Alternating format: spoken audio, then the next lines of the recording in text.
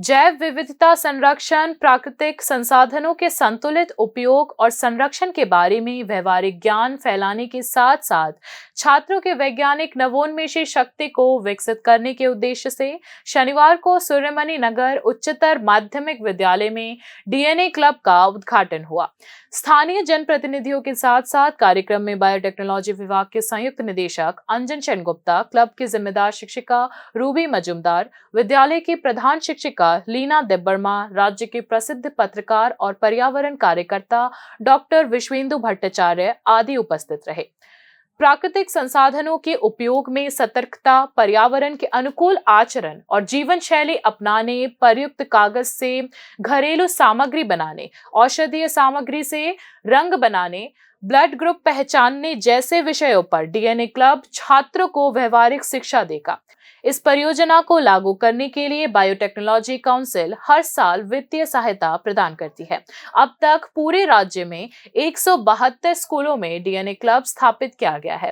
कार्यक्रम की शुरुआत में छात्रों ने ब्लड ग्रुप पहचान, मशरूम की खेती, पौधों और जानवरों की कोशिकाओं की पहचान करने की प्रक्रियाओं का उत्कृष्ट प्रदर्शन किया। डीएनए क्लबेर যে অ্যাক্টিভিটি তার দ্বারা হাতে কলমে যে শিক্ষা, পুঁথিগত বিদ্যার বাইরে এসে তাদের যে উন্মাদনা, সেই উন্মাদনার বহিঃপ্রকাশ ঘটেছে শুধুমাত্র ডিএনএ ক্লাবের মাধ্যমে।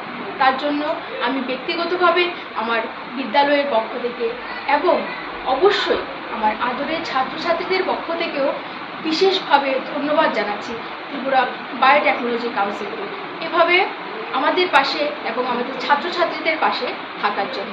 তারা যাতে আরও নিত্য নতুন অনেক উদ্ভাবনী চিন্তার মাধ্যমে তাদের যে শক্তিটা, সেই শক্তিকে প্রকাশ করতে পারে এবং তারা শুধুমাত্র বইয়ের খাতায় বা কাগজে লিপিবদ্ধ যে পঠন পাঠন তার মধ্যে সীমাবদ্ধ না থেকে তারা যাতে হাতে কলমে সেই জিনিসগুলিকে উদ্ভাবন করতে পারে, সেই প্রচেষ্টাই করে যাচ্ছে ডিএনএ ক্লাব এবং তার জন্য সহযোগিতায় রয়েছে আমরা বিদ্যালয়ের যারা রয়েছে শিক্ষক শিক্ষিকা তারা।